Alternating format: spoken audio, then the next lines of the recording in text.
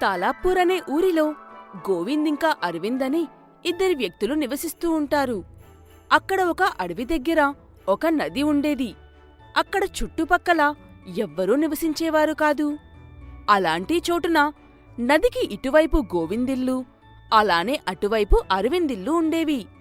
గోవింద్ దగ్గర 7 మేకలు ఉన్నాయి. అలానే అరవింద్ దగ్గర ఒక నక్క ఉండేది. గోవింద్ తన మేకలతో వ్యాపారాన్ని చేసుకునేవాడు.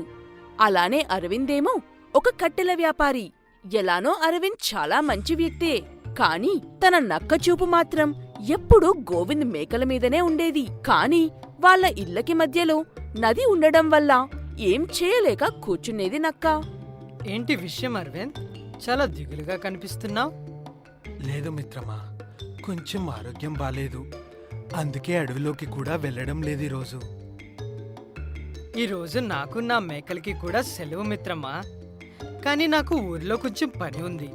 ఆ పని చూసుకొని రావాలి ఇప్పుడు. సరే మిత్రమా, జాగ్రత్తగా వెళ్ళిరా. ఆ మాట వినగానే అరవింద్ పెంచుకుంటున్న నక్క చెవులు హుషారవుతాయి. ఎందుకంటే గోవింద్ మేకలు కొంతసేపటి వరకు ఒంటరిగా ఉంటాయి కాబట్టి. కాని అరవింద్కి తన నక్క చిత్తులమారి వేషాలు బాగా తెలుసు.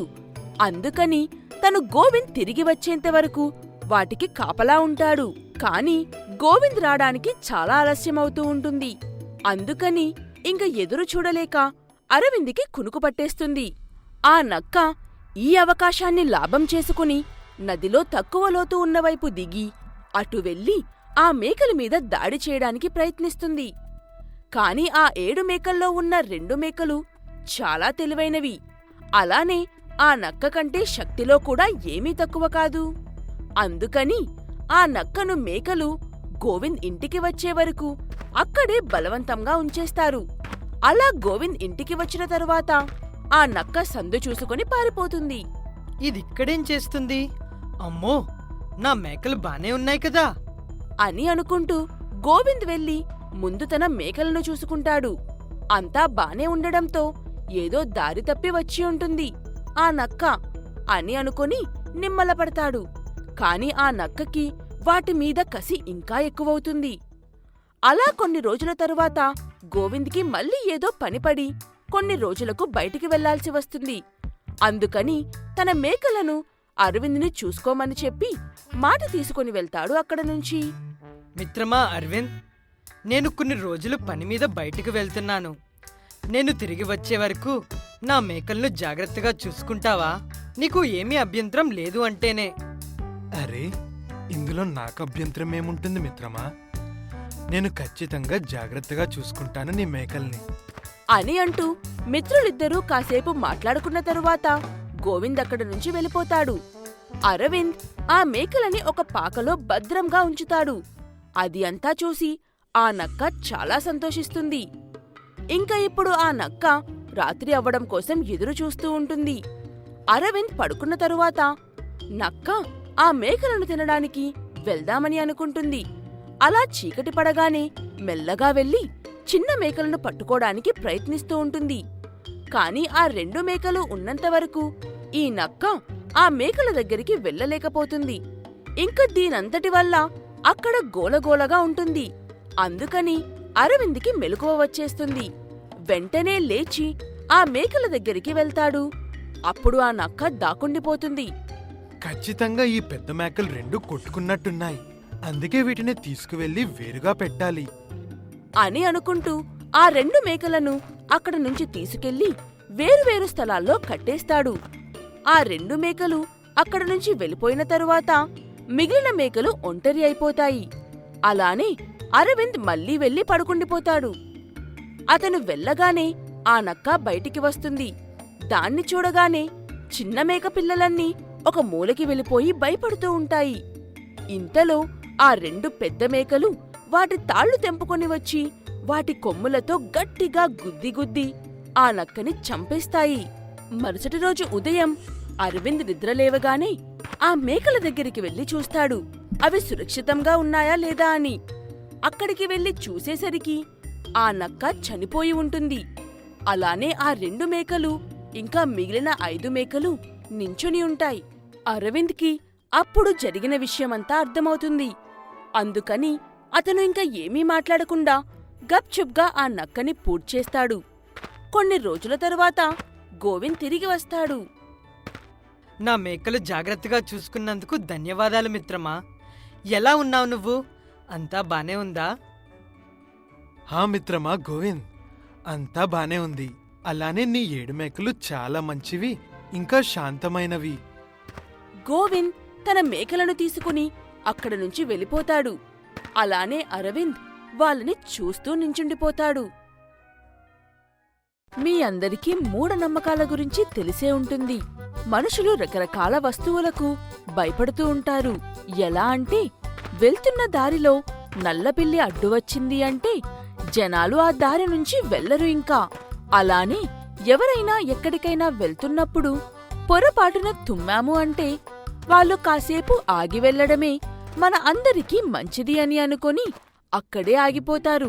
గజప్పూర్ అనే ఊరిలో సూరజ్ అనే ఒక వ్యక్తి నివసిస్తూ ఉంటాడు.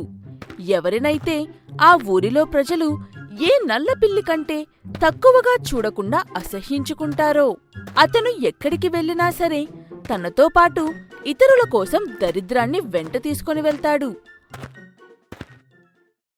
ఎక్కడికి వెళ్తున్నారు బాబాయ్ గారు? నేను ఏ బాణాన్ని గురిపెట్టి కొట్టడానికి వెళ్ళట్లేదా, గుడ్లు కొనుక్కోడానికి వెళ్తున్నాను. సర్లే, మాట్లాడద్దాం ఒకసారి.